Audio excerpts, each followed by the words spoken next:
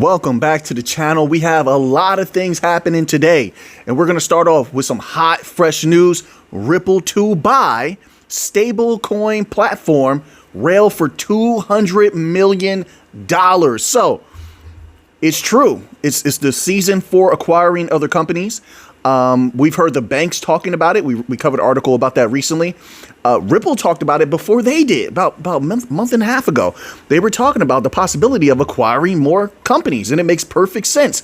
They are going to make sure, or rather ensure, XRP dominates in every way possible. And while they're doing that, take those two strong hands and dominate that like button. All right, hit that like button one time if you like this type of content, that is. Let's read this little tidbit here. Ripple has acquired Rail to offer has acquired Rail. I'm snapping. To offer stablecoin payment services with plans to integrate RLUSD. I knew it. Like, this is the same reason why there were talks about Circle. They understand that stable coins, the more you have, the more you dominate. That's more doors that are opening so you can sneak XRP in. I think most of the sources that we're seeing coming out confirm that without having that extra liquidity or having bridge currencies, then stablecoins are pointless because they only heighten the risk of bank runs and financial instability within those financial systems. You have to have the liquidity. So Ripple, who has been coming out time and time again, whether they send out Brad Garlinghouse or they send out David Schwartz, has let everybody know XRP is the one. Nothing's better than it. Nothing's faster. I'm paraphrasing, but you can read that stuff yourself. They're using this as a opener to the back door. But let's keep going, okay? So they have plans to integrate RLUSD, banking partners, and compliance tools across global markets. Ripple announced on Thursday that it will acquire stablecoin-powered payments platform Rail for $200 million, with the deal expected to close in the fourth quarter of 2025. So we should hear some more information around that time. I wouldn't be surprised if they acquire something else before that time. So the company said the move aims to expand its enterprise-grade digital asset infrastructure. And, quote, and once again, what's at the core of that? XRP. Let's keep going. It says, and, quote, deliver the most comprehensive stablecoin payment solution available in the market, unquote. Ripple expects the acquisition to enable it to offer stablecoin on and off ramps without requiring customers to hold cryptocurrency, and to facilitate customers in managing multiple payment types on behalf of themselves and their internal treasury flows. The company also expects to support payments through various digital assets, including RLUSD and XRP, which is showing green right now with $3.06. Like I said, there's a lot going on with XRP right now. Are you seeing this news? Wait, we have more. There's more articles to come. Don't worry about it. Once again, hit that like button. We're cooking today. So, I mean, crypto is doing its best today. Not it's at its best. But it's doing well is what I mean. Okay, as I know somebody's typing already. What do you mean Mick is at his best right now? I don't take it that way. I didn't mean it that way. I can misspeak or I can phrase something that may not be taken that way. I mean, it's doing well. That's all I meant. All right. All right. The platform will also streamline third-party and treasury payments, which something big happened with that. This is virtual accounts, collections, 24/7 integration via a single API, enterprise-grade compliance, and access to a multi-bank partner network. Rail CEO Banu Kohli noted that Rail is projected to process more than 10% of global stablecoin payments in 2025, a market estimated to reach $36 billion worldwide, according to Artemis Analytics. Let's scroll down here. They got a nice little chart there. The acquisition furthers Ripple's long-term strategic expansion through mergers and acquisitions. Following approximately $3 billion in investments to date, in April, Ripple acquired crypto-friendly prime broker Hidden Road. Don't forget about that. What was the custody company they acquired about a year ago? People are forgetting about that. But then you had an article come out a few days back where there were a few banks talking about they don't need to touch custody. They don't need to worry about custody. Why? Because it's just like, I can't remember who it was. Was it the BIS? I know some of you out there, you're very erudite. I know you know. Your minds are a little bit sharper than my own, although I feel like I'm very sharp. Was it the BIS or was it the ECB that was talking about how they should let the third parties, there you go, my apologies, give me some time, let me think. Somebody's like, Mick, hurry up, Mick.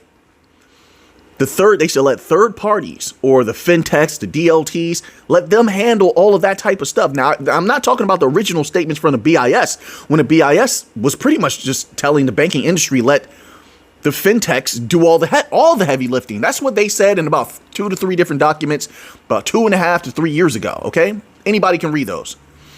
No, but it was something recent where they were talking about when it came to custody and just letting the fintechs do what they do best. And I think that's the way that a lot of them are going to take, hence why Ripple has a custodying service. And a lot of these different bank coin companies are going to be offering custodying services. That's going to be huge. There's a lot to say about relief of burden from the banks. They let it be known. They don't want their employees overworking. And then there's also something to be said, I suppose, about liability. Then on top of that, with liability, if you look at it from every possible aspect, that liquidity is a hell of an insurance, part of my language, is a hell of an insurance aspect where, once again, if anything occurs, I believe firmly they're going to run that XRP price up. XRP, Hedera, Cardano, all of these things, Solana, Chainlink, XLM, you'll see these prices go much higher. You don't have to agree with me. This is not financial advice, but I believe this is what's going to happen. And they can tap into that anytime they want. It is their playthings. It was always designed that way. Now you're seeing the truth come out where it was hidden before. All right, so you have that. Let's get to another article, okay? Because there's actually a lot today. So now it's just a matter of choosing which one is are powerful. I'm trying to get you the most powerful ones first, and then we end off powerfully with some Bitcoin news. So now this article is titled XRP hits new gear, flares Luminite to accelerate XRP DeFi adoption. We have more things coming out. Why do they always drop everything all at once? Does it not seem strange to everyone? And it doesn't have to all be in one day. But in like 2 to 3 days, there'll be this length of time where not a lot happens. That's overt. We have to like dig to find a lot of these other things. But then like 2 to 3 days in a row, just all of these things, they'll just come out with a whole bunch of stuff all at the same time. All these different companies. It's just strange to me. Anyway, XRP enters a new DeFi era as Flare's Luminite, I believe I'm pronouncing that correctly, wallet removes seed phrases. Okay, adds flat on-ramps and unlocks seamless access to staking, bridging, and asset swaps. Flare, a full-stack Layer 1 solution designed for data-intensive use cases, introduced Luminite on August the 5th, described as, quote, the first Flare native wallet to leverage Turnkey's embedded wallet technology, unquote. The product is positioned as a seamless, secure gateway for users to access decentralized finance services on Flare. By removing seed phrases and enabling login through biometric tools, passkeys, or email, Luminite aims to appeal to less technical users and onboard a new generation of crypto participants. I'm going to have to listen, to each his own. This is great for some people. I like seed phrases. That makes things very secure. You got like 25 different words. If you don't piece together that puzzle, you can't access this capital, this wallet. You know, I like that. I like things more secure. I want to use a seed phrase. I want to use a password. I want the little, when you put the numbers in, I want that also. I want to do all of that before I can access anything. That's what protects your stuff. And then you put those things away somewhere safe. A lot of people prefer to have safes, or they hold it somewhere else. They have a service where someone else holds it for you. And I've never seen any problem with those things. So, but it keeps things secure. But I understand this. If you want to go mainstream, you have to make things easier to use, easier to understand. I understand. I get that. I get it. So that's just not for me. Give me all the security. It says funding wallets is streamlined through fiat-based on-ramp providers like Topper, fully integrated into Luminite's user interface. Okay, if you want to know more about that, I'm going to let everyone just go ahead and look that up if they're interested in that. But that's an interesting new occurrence that's happening here. Let's move on. We have more. Yeah, we have more, folks. Here we go. So, Ondo Finance all set to build Wall Street 2.0 on Ripple's XRP ledger. Of course, this is what they intend to do. This is what they're saying they're going to do. Just do it. I need to see you do it. I'm not one of those people where you could just tell me something and I'm getting... I react as though you've already done it. That makes sense? No. I'm from the era where we have... What was that called? Show and tell? Show me. Don't just tell me. You got to show me. Show me. Start doing this. All right. But this is what it says. Ripple recently featured Ondo Finance CEO Nathan Allman in a public discussion about bringing tokenized U.S. treasuries like the popular OUSG to the XRP ledger. The conversation is part of a bigger trend in the industry to connect traditional financial products with faster, more transparent blockchain technologies. Then it continues. Next section is titled Building Wall Street 2.0. Nathan Allman, the founder and CEO of Ondo Finance, laid out his firm's strategy to bridge the gap between institutional finance and blockchain. He described the goal as creating a, quote, Wall Street 2.0, a new system that combines the established structures of traditional finance with the 24/7 accessibility and efficiency of DeFi.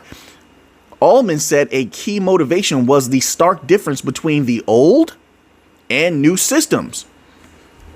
What does he mean by that? What's the difference? Right. One is vastly superior. One is rising. The other one is in a partial state of flux where it could collapse at any moment. There could be a massive collapse at any moment. I'm not saying the entirety. And I'm not saying this to provoke any kind of fear. I don't live a fear-based life, so I don't even think that way.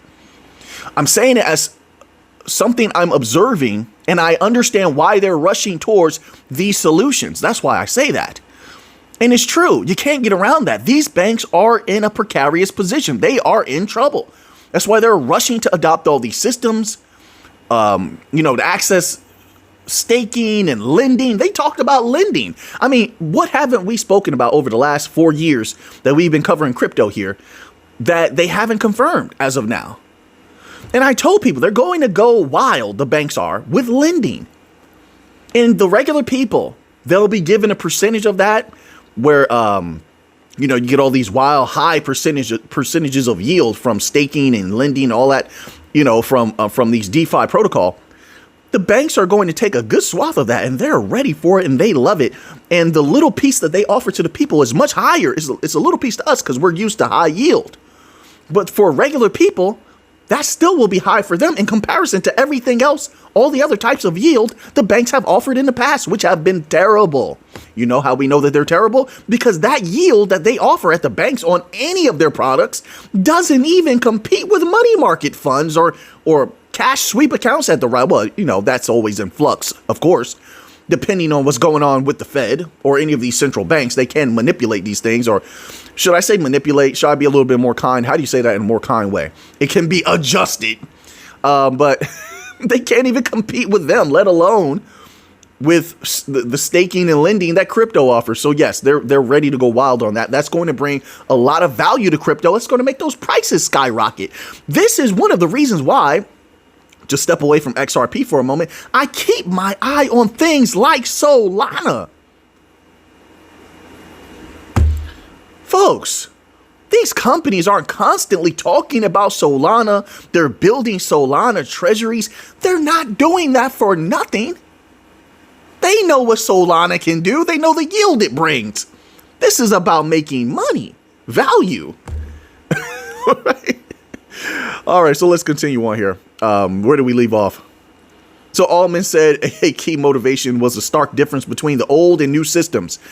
Legacy finance often needs multiple days to settle securities transfers. We know all about that. I'm preaching to the choir, so I don't need to read that. He says he pointed to the power of dApps that offer single-click access to complex financial services like borrowing and trading, all while users keep control of their own assets. Ando's choice to partner with a network like the XRP ledger, he said, was because of the need for the kind of constant operational reliability that institutional clients require. Also, let's not kid ourselves, sir. Come on now, tell the truth. Ripple is connected with a lot of these big companies. They're in the door. They're rubbing shoulders with politicians. They're getting politicians in their back pocket. And anyone who is wise, I mean, you could say that this is a wise choice to get involved with such a company that's becoming rapidly dominant. And I think in the future is going to be one of the top companies in the world with XRP out front. And because of XRP, let's be real, it's all about XRP. They're going to rise, and that XRP price is going to rise right along with them. They don't rise without XRP. Just like, and they can wield XRP in the future. Watch out for this. They can wield XRP in the future, just like the IMF does SDRs. Why couldn't they? Hence why they're attempting to create a subsidiary bank. What do you think that's all about? You think it stops there? So if Ripple creates a subsidiary bank and they rapidly rise in power, and let's be honest, connections and value equal power. So they have connections to a lot of different politicians around the world because they've been lobbying heavily, and that's only going to increase as their value goes up, and it will over the years. So they're going to be gaining power in that way, but also they'll have this huge pool of capital that they can lend out. And as they're lending things, do you perceive that they're going to lend anything without strings attached? Who does that? Right. So if they begin to aid some of these countries, etc., like the IMF does, if there's strings attached, Ripple gains even more power. I mean, just something to keep in mind, folks. I'm just saying. All right, so now let's move on to this next article. Look at this. We have a lot of things going on here. So this was released. Wow, a lot of news came out today. This article is titled XRP tops $3 as Ripple case nears potential SEC dismissal. A joint report due on August 15th may lead to the conclusion of the nearly 5-year legal dispute between the SEC and Ripple Labs. XRP, the world's third largest cryptocurrency by market cap, rose past $3 for the first time in over a week amid speculation that the U.S. Securities and Exchange Commission may drop its long-standing case against Ripple Labs. The XRP token recovered above the $3 psychological mark on Thursday after rising more than 4.5% in 24 hours. If it's reacting like this to this type of news, if this indeed was the catalyst for the rise, which it would be hard to tell because, like I said, a lot of information came out today. But if that is so, then how much more will that price rise when major news actually comes out? It's a lot of big companies that Ripple is allegedly working with behind the scenes, of course. If they make an announcement like that one day, oh, we're working with Swift, how much do you think that's going to affect XRP's price? I'm just asking questions. It continues. Investor confidence was buoyed by regulatory clarity and growing expectations of a dismissal of the SEC's appeal. A recent post by lawyer Bill Morgan on X predicted that the SEC may vote to dismiss the appeal before the August 15th deadline. Quote, dismissal of the appeals may happen and is more likely to happen than not before the 15th of August deadline to report the appeal court on the status of the appeals, he said. I mean, we'll see what happens. Morgan noted that Ripple had already agreed to dismiss its appeal, and both parties had previously signed a conditional settlement agreement that could have ended the case. However, conditions were not met at the time. Still, the parties could request an extension from the court, although Morgan said this, quote unquote, seems unlikely. All right, folks, things are moving forward. If you haven't already, please take those powerful hands, make a fist. You see those powerful fingers right there of yours? Take one of those and hit that like button. Right. All right. So now let's close out here with a little bit of Bitcoin news. I'm going to choose the absolute best Bitcoin article here. So now this Article is titled, Bitcoin may still have steam for $250,000 this year. This is coming from Fundstrat's Tom Lee. This is another reason why I say, it's like, do they know something we don't? Let me tell you something, folks. I'm going to give you my opinion first, and then we'll read this little tidbit from the article. I don't think $150,000 is out of the question. I've said it before. I've said it a long time ago, and I'm saying it now. I think $150,000 is reasonable, and it's very possible for Bitcoin to hit before the end of the year. Is it a guarantee? No. But is everything still on an upward trajectory for Bitcoin and looking great? Yes. Yes, 100% in my humble opinion. But who knows a timeline? All these timelines are just educated guesses, right? But they're fun. However, $250,000, there would have to be something major that happens, that occurs for it to get to 200. I mean, before the end of this year? Yeah, something major will have to happen. But let's read this little tidbit here. It says Fundstrat managing partner Tom Lee said Bitcoin should hit $1 million, quote, over time, unquote, and isn't ruling out $250,000 for 2025. Okay, sir, but can you give us some reasons why you believe that? What are your catalysts? What are your reasonings? Fundstrat co-founder and BitMine chairman Tom Lee said Bitcoin may reach $250,000 in 2025, despite other crypto analysts cautiously pulling back targets. Quote, I think Bitcoin should really build upon this 120 before the end of the year. 200,000, maybe 250, unquote. Okay, so 200,000 is not too far-fetched. When you get to 250, I'm like, before the end of this year? Every day you have to understand, every day is different. Change is the only constant. I keep that in my mind all the time. So when I see different catalysts, I'm always adjusting. I'm always adjusting my numbers, my thoughts on it. Now, if more states said, hey, we're working on Bitcoin treasuries, we're taking this serious, we're going to do this. If more countries were actively coming out and declaring that, hey, we're going to work on this Bitcoin reserve, then sure. Or if more big asset managers jump in and say, hey, we're going deep on Bitcoin, which a few have here and there, but not enough for me to say before the end of the year, 100%, I feel 100% it's going to reach 250. I just don't feel so strongly about it. Is it impossible? No, it's not impossible. No, it's not. And over time, yes, it could reach $250,000. Yes. Before the end of this year, I don't know about that. So 200,000, as he said here, I think is more reasonable. Not financial advice. Let me say that. I'm just sharing my thoughts. That's all. You make your own mind. Make up your own mind. Do what you want to do. Okay. But I don't think 200,000 is too far-fetched. But I'm sticking with 150K. I think that's very, very safe right now. Which when I first said it, it wasn't. That wasn't a safe. That was. People thought that was astronomical at the time, way back when, $150,000 Bitcoin. Now you look at where Bitcoin is now at 117,000. Doesn't seem so far-fetched. It's not that far, right? Right. Okay. So, well, let's go here. So they bring a balance in this article here. It says, while analysts like BitMEX, so not all analysts are as bullish as Tom Lee. Of course, there's always different sides, and people are going to some are going to agree, some are going to disagree. It happens all the time. It says, while analysts like BitMEX co-founder Arthur Hayes and Unchained's market research director Joe Burnett have recently echoed similar price target for the year, others have adopted a more cautious outlook with less than 5 months left until the end of 2025. Yeah, that's a short time. Time is flying right now. It's going by very quickly.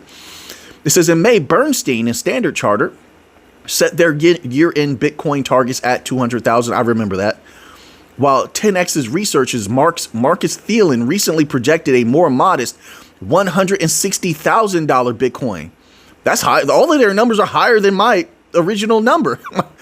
Once again, you go back a year and a half ago, 2 years ago, whatever it was, and you'll see multiple videos. I'm saying 150K, but at the time, Bitcoin was down very, very low. We were in a bloody bear market, right?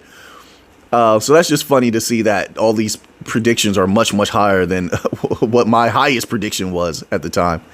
It says, Lee said there is probably a probability that the 4-year cycle has ended for Bitcoin due to the mounting institutional interest. Didn't I say that? I told people. I told them. Now you're hearing it from someone else. Institutions took over. It changes everything. All right.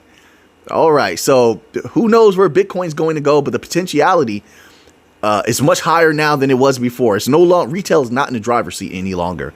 And that's a great thing for money makers. Bitcoin has a few.